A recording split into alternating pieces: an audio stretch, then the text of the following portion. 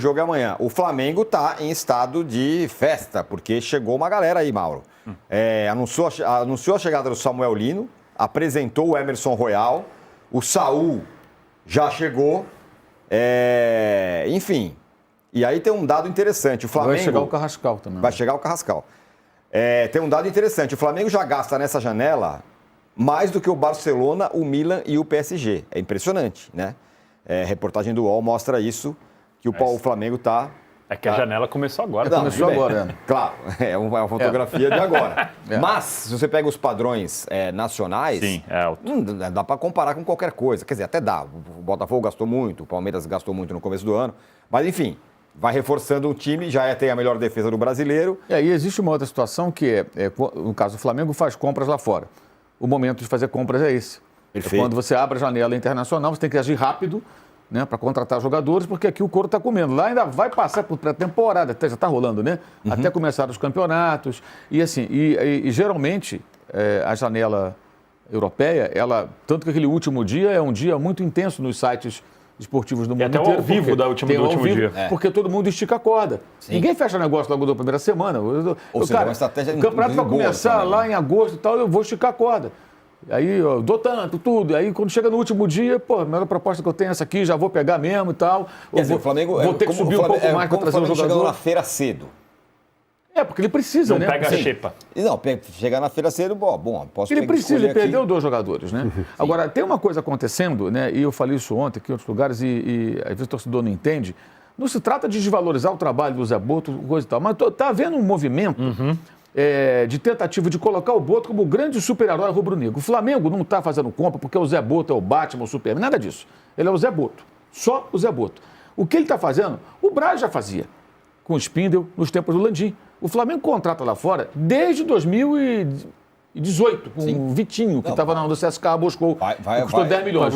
Ou 17, quando contratou o Everton Ribeiro dos Emirados Árabes, 7 milhões e pouco. Diego, Vitinho lá atrás, Pablo Mari. Diego foi em 2016, que terminou o contrato com o Fenerbahçe e veio para o Flamengo. Então o Flamengo está buscando jogadores lá já há 9 anos, 10 anos. Sim. Faz muito tempo, não é uma novidade. E a grande janela que o Flamengo fez foi em 2019. Em 2019, o Flamengo trouxe o Rafinha, que estava no Bahia. Já tinha chegado o Diego Alves, que era goleiro do Valência pouco antes. O Pablo Mari era do La Coruña, mas era do Grupo City, né? Jogava na Europa. O Felipe Luiz estava no Atlético de Madrid. O Gerson estava na Roma. Depois saiu, voltou de novo do Olympique. 2 vezes o Flamengo buscou o Gerson na Europa. O Gabriel era jogador da Inter de Milão.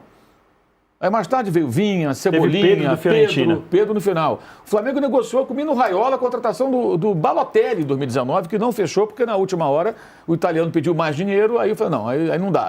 Mas foram lá, sentaram com o falecido Mino, que era um super agente, muito conhecido, né? Uma grande carteira de jogadores importantes. Então o Flamengo já transita nesse métier. O que o Boto está fazendo é o trabalho dele, mas eu vejo assim, uma tentativa de colocar como se ele, talvez por ele ser um europeu, não está abrindo porta nenhuma. O Flamengo já tem a porta aberta no mercado lá fora, como o Palmeiras também tem, por uma razão muito simples, tem dinheiro. Então os clubes lá fora sabem que quando negociam com o Palmeiras, vão receber. Quando negociam com o Flamengo, vai receber.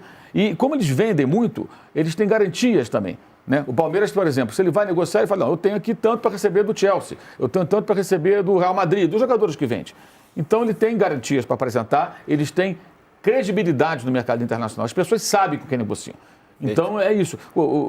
É diferente de um clube. O Corinthians, se for negociar lá, o Corinthians, né, vai pagar? Como é que vai ser isso? Não está pagando lá o Cuiabá, né? O Memphis está reclamando. Então essa é a situação. Então não é porque o Zé Boto está lá, ele está fazendo o trabalho dele. Não, assim, na minha visão, são contratações interessantes, algumas você pode questionar e tal, mas nenhuma foi assim uma pechincha, uma grande negociação. Ele conseguiu um preço por 9 milhões de euros pelo Emerson Royal, que não estava jogando no Milan. Não é barato. Não é barato. 22 com mais 2 de bônus pelo Lino, Samuel Lino. Tudo bem, se fosse uma negociação entre europeus, talvez ele chegasse a um valor um pouco maior. Mas não é barato, gente. São 22 milhões de euros com mais 2 em bônus. 12 pelo Carrascal, eu acho muito dinheiro. Um jogador que está jogando na Rússia já há umas 3 temporadas. Ninguém vê futebol russo, só joga entre eles. É um campeonato secreto, né? Onde você tem 2, 3 times mais desafiadores, os outros são fracos. Ele joga num time mais forte. Os maiores são o Lokomotiv, o Dinamo, o CSKA e o Zenit. Basicamente é isso aí. E os outros são times mais fracos. Fica jogando na Copa da Rússia e tal. De repente o cara vale 12 milhões.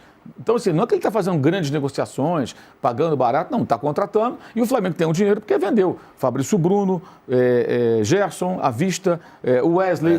Né? Então está entrando dinheiro. E fora outros jogadores menores aí que foram vendidos, até do Richard Rich vai cair um caraminguá lá na venda do jogador do Palmeiras ao Benfica. Mas o Flamengo já frequenta essa roda. Eu acho que é importante, se o torcedor do Flamengo, se ele está orgulhoso disso, ele tem que ficar orgulhoso do clube. Não é do Braz, que já saiu, não é do Boto que está lá. Como se amanhã saiu o Anderson Barros, não é o Anderson Barros que coloca, é o Palmeiras. E nem a Leila. O Palmeiras está assim pelo trabalho que vem lá do Paulo Nobre. Como esse trabalho vem lá do tempo lá, quando era bandeira de Melo, com o BAP, com o Landim, que todos estavam com ele no começo. Você decretar qualquer esse cara, graças a esse cara. Mas está havendo um movimento junto, assim. Está na imprensa internacional. A imprensa internacional, exato, demais. O outro lá italiano também. Aí ficam lá citando, não, porque o Boto, não sei o quê. Outro dia um deles escreveu que como se estivesse sendo perseguido pela imprensa brasileira. Não tem perseguição nenhuma dele com a imprensa brasileira. Não tem nada. O que houve? Que palhaçada é essa? Não tem nada disso. E aí, quando a gente fala isso, tem sempre um bobo, deve ter algum aí no chat escrevendo isso aí. Assim, perdeu a fonte. Meu irmão, primeiro, perdeu a fonte. Ele não é minha fonte, nunca foi minha fonte de nada. Né? Segundo, eu não dependo disso. Eu estava falando isso com você outro dia, numa live que nós fizemos, inclusive. Eu não dependo disso. Se eu não der nenhuma informação, eu não muda nada. Não muda nada. Eu vou continuar sendo repórter porque a minha veia de repórter eu não vou deixar morrer.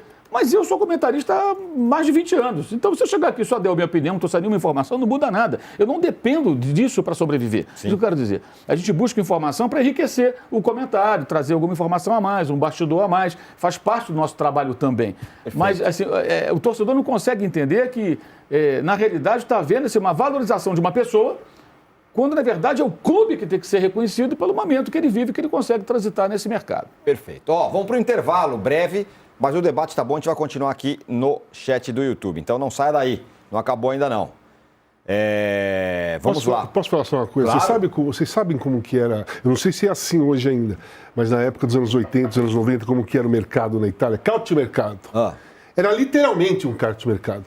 Tinha um espaço que eu não sei onde era, que cada clube tinha um stander lá, pessoas responsáveis com os jogadores que são disponíveis, não os jogadores lá, mas os contratos disponíveis para ser negociado. Jogador que o time não quer mais. E os dirigentes dos outros times vão lá. E aí vai num time, tô querendo. Esse garoto subiu agora, o Milan, subiu o garoto aí e tal, não sei o que, eu preciso. Dá para emprestar, não sei o que, negocia ali, fechado, pum, e vai embora. Tipo um mercado mesmo, era carta de mercado. E passava ao vivo as negociações. Você via lá, por exemplo, estava no Ascoli, o Ascoli negociou com o Bruno Giordano, puta de um jogador histórico lá na Itália, foi centroavante da seleção italiana, fazia parte do Napoli, do Maradona, Careca e o Giordano, era o trio e tal, não sei o quê. O Giordano acabou o contrato, tá lá no kart de mercado, o Ascoli foi lá e pegou. Então era mercado mesmo, você se apresentava, estou interessado nesse, dá para negociar, se interessa, tal. Aí perguntava pro cara se ele queria ir, né? Sim. Né? E aqui no Brasil, acho que a maioria, talvez, da torcida, de todos os times, o cara vibra mais com contratação do que com vitória do time dele. Isso é uma doença, praticamente. É uma doença. É uma loucura. É uma loucura. Então, aí começa a transformar dirigente em herói. E o que eu estou falando do Boto vale para o Braz também. Gente, o Braz foi eleito vereador do Rio de Janeiro. Foi. Por que ele foi eleito vereador? Exatamente. Porque ele foi lá e contratou esses jogadores. O Gabriel, por exemplo, foi ele que convenceu. Eles não queriam o Gabriel. Havia resistência pelo comportamento, meio bad boy e tal. Ele que foi lá, ele que negociou com a Inter de Milão, pegou emprestado e tal. E aí ele surfou numa onda monstruosa e virou vereador do Rio de Janeiro. Isso. Aí você fala, o que o Braz fez na vida política? Ele já foi secretário, não sei do que e tal. Mas por que o torcedor do Flamengo votou nele? Porque ele trouxe jogador pro Flamengo. Aí depois ficou amaldiçoado, que teve negócio lá do shopping, briga no shopping, o time perdia, teve uma fase, aí ele terminou mal.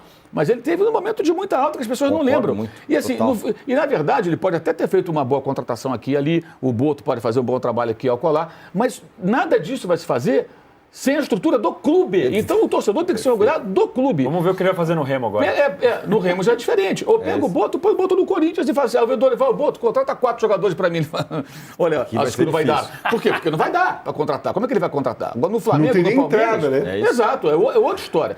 É isso que eu acho que o torcedor do Flamengo tem que entender. O Flamengo abriu essa porta na Europa. Sim. Não foi o A, o B, o C, essa o D. personalização é o também clube. me incomoda muito, né? Acontece no Orgulhe-se Corinthians do seu clube, pô. Agora, tipo assim, tudo é... Não, o Fabinho Soldado. Exato, Tipo, Fabinho Soldado. Soldado. Esse cara aí é o Fabinho O Fabinho Soldado era elogiado. Quando contratava esses jogadores que o Casão falou aqui, que são caros e são de qualidade técnica questionável muitas vezes. Estamos de volta.